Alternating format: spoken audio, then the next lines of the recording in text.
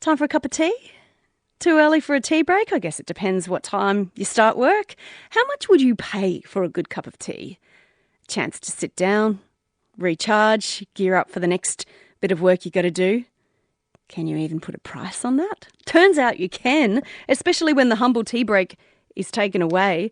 The Commonwealth Bank could be in hot water for failing to give their staff tea breaks. This has been reported this morning. The Financial Services Union is accusing the big bank of owing staff $45 million in back pay. Brad Petley is an employment lawyer and principal at Acumen Lawyers. Brad, good morning. Good morning, Rebecca. $45 million worth of tea breaks? That's a lot of cups of tea. Well, some could say it's Big Bickies, Rebecca. It's Big Bickies, indeed. All right, we'll talk about what we do know about the Commonwealth Bank in a moment. But in terms of paid tea breaks, who actually gets those? Well, it's traditionally an industrial entitlement. It's prescribed in a modern award or an enterprise agreement, rest breaks and meal breaks. It may not be covered by an employment agreement, an employment contract for a non-award and non-enterprise agreement covered worker, but there usually is some entitlement there set out. But yes, it's an industrial entitlement traditionally covered for award covered workers or those covered by an enterprise agreement, an EBA. Is it the kind of thing that a lot of people would take for granted, that if you needed to, put your pen down or take your fingers off the keyboard for a second, you can go and get a cup of tea, or if you need to put tools down on a website, or does it have to be sort of formally part of that contract? Yes, well, there's give and take in nearly every workplace, and no one usually minds an employee getting up from the desk, just going to the tea room and making a quick cup of tea to take back to their desk, and that wouldn't usually be considered to be a break if they can just work away at their desk sipping a cup of tea. But for a rest break, we're talking about when the employer will down pens and walk away from their work area and may go to a meal room or something like that. Might even duck down to a coffee shop at the basement of a building just in that time. Yeah. Do you hear much that businesses across Australia are failing to give tea breaks to employees? Yeah, there's certainly some traps out there from employers. One con is that there, like one trap there, like ritualised behaviour can creep in.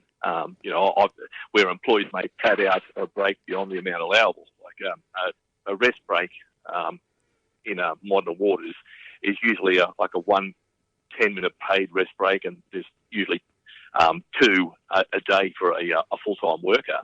And so if you think 10 minutes isn't a great amount of time, but if someone sort of disappears downstairs for the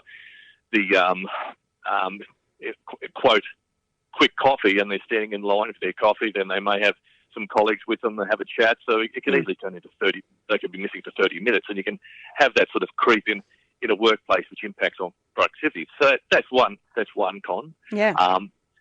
But then also you can have well-intentioned employees. That there's another con is where it might be all hands to the pump, and they might say, "No problems, boss. I'll work through my break."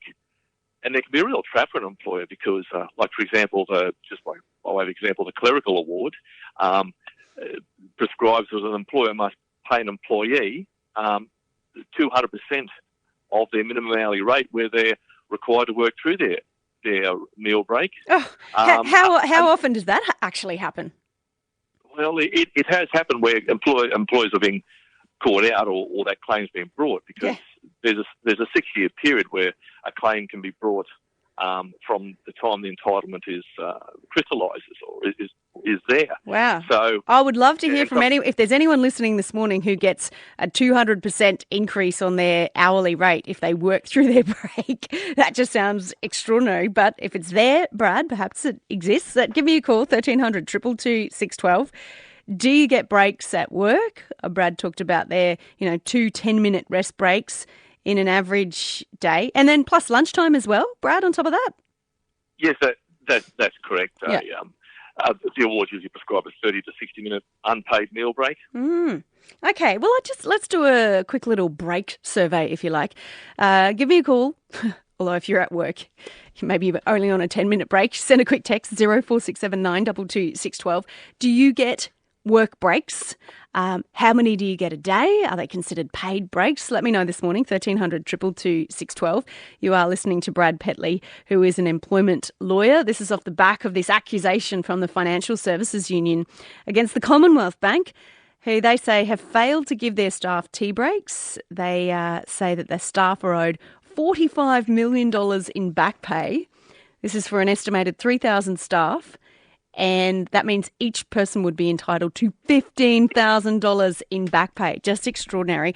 We're talking breaks this morning with Brad Petley, who is an employment lawyer and principal at Acumen Lawyers. Brad, the Commonwealth Bank and this $45 million claim from the Financial Services Union over unpaid tea breaks. The bank itself say this is an ambit claim. They're waiting to see evidence supporting the claim. What do they mean by it's an ambit claim? An ambit claim, generally speaking, is an extravagant initial demand, made in expectation of a counter offer and further negotiations, with a view to sort of reaching a final agreement.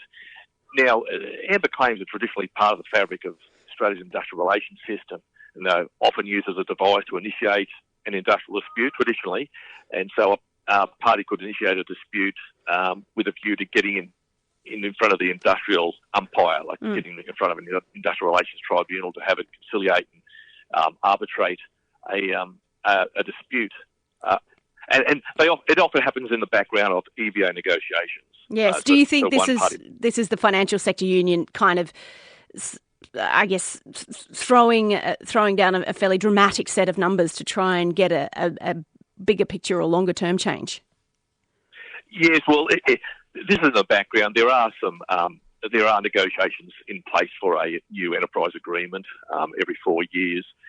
There are usually those negotiations, and the negotiations can get quite heated, and sometimes in the argy-bargy of heavy-duty negotiations, there may be, I don't want to say tricks or devices, but just, generally subtle pressures applied through various means. What do you reckon are the chances that the Financial Services Union will be successful here and the Commonwealth Bank will have to pay $45 million in back pay for tea breaks? Well, it's only an allegation at this stage. They say they're collecting evidence and they're in the background of those enterprise agreement negotiations. It'll be a wait and see. Yeah. I'll tell you what, though, there'll be 3,000 staff across the bank who potentially could get $15,000 in back pay who'll be crossing their fingers. It is an intriguing scenario. Brad, I really appreciate you taking the time, taking the break to talk to us this morning. Thank you. It's always a pleasure. Brad Petley, employment lawyer and principal at Acumen Lawyers.